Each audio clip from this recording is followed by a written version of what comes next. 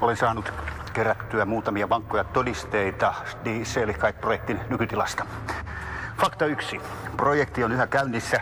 Se ei ole tuhoutunut. Fakta 2.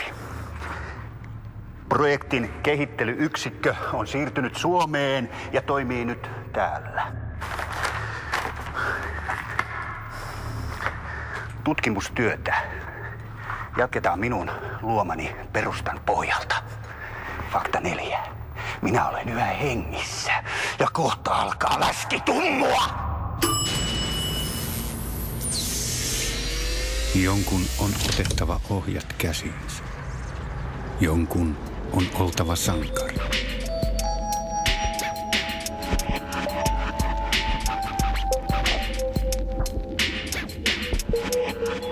Generatorin työntekijät. Harhaan johdettua karjaa. Onnellisen tietämättömiä koneistosta, jonka rattaita he pyörittävät. Säälittävät rotat. Aivan kuin minä 10 vuotta sitten. Tämä ristiretki ei lopu ennen kuin täydellinen kääntymys on saavutettu.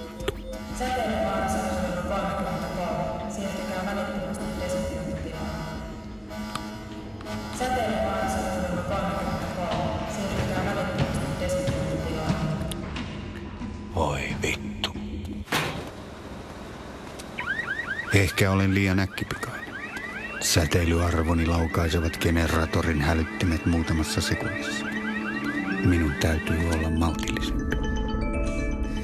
Tehtäväni tässä vaiheessa aggressiot tulee purkaa lihasvoiman maksimoimiseen. Suunnitelmallinen työ johtaa aina tuloksiin. Kylvän tuhon siemeniä kuin aave, kenenkään tietämättä.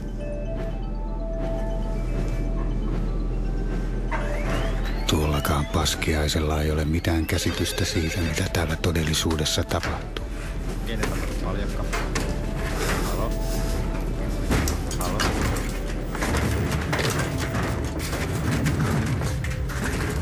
Ei tämäkään helppoa ole. Jodi pitää satunnaiset tarinakohtaukset kurissa, mutta kiinni jäämisen riski on helvetin todellinen.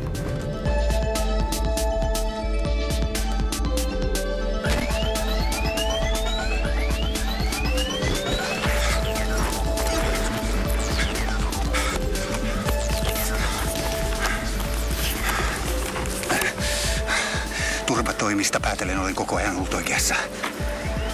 Palkkasotilaat vartioivat laitosta. Todennäköistä onkin, että Die Seligkeitin lopullisena päämääränä on uudenlainen röntgensäteellä toimiva joukkotuhoase.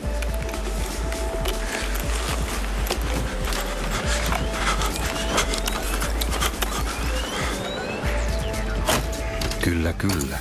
Generatorin tietokonepääkeskus on minun hallinnassani. Johto sinne, johto tänne, ja jokainen napin painallus taltioituu tukikohtani pettämättömään tietojärjestelmään. Isoveli valvoo. Toden totta. Rakentamani tietokoneet purkavat pitti pitiltä Die Seligkeitin ja monen muun huippusalaisen projektin tiedostoja. Kaikki tulee olemaan kristallin kirkas. Ennemmin tai myöhemmin tietovuoto huomataan ja silloin minun on oltava valmis. Generator tulee tekemään kaikkensa, ettei totuus paljastuisi.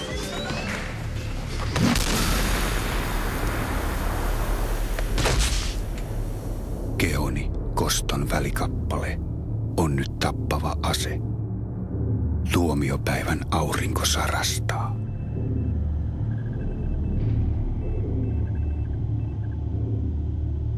Minun kykyjäni käytettiin hyväksi. En koskaan ollut perillä projektin päämäärästä. Nyt Generator toimii samalla periaatteella.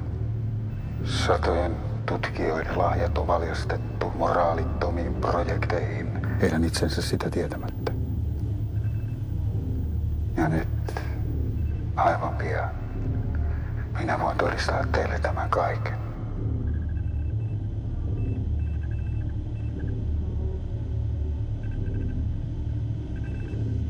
3, 2, 1.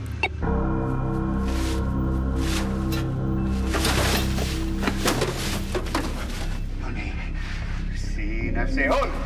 Siinä se on. Röntgenkanuna, Himmelführer. Tässä todisteet.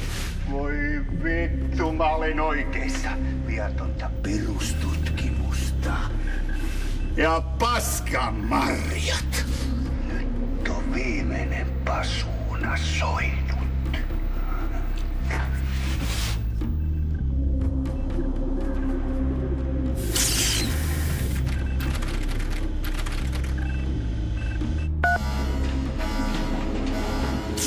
Tulipalveluista vielä 18, 33 ja 42. Kolmannen asteen rajan vaarastettavilla 34, 35, 36, 37. Niihin selvittäjät siirrettävä jäähdytyssäiliö. Ylimmän lämpötila on siirtänyt kriittisen pisteen.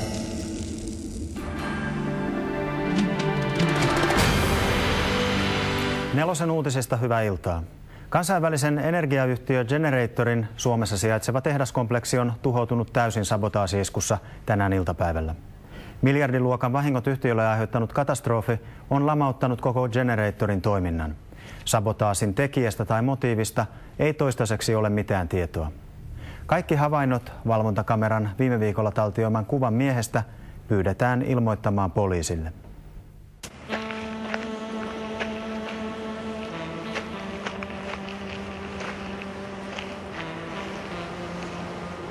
Sinun on selvitettävä Katariinalle, että tekoni oli oikeutettu.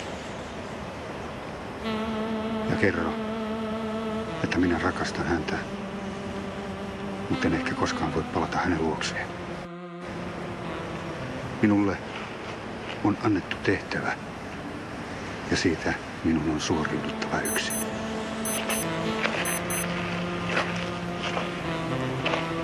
No niin. Nyt on aika lähteä.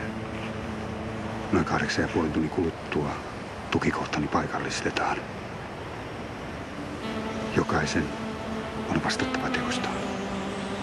Myös minun. Jos minulle sattuisi tapahtumaan jotain, tai minusta ei kuulu vähän aikaa mitään, haluan, että nauha julkistetaan. Hyvästi.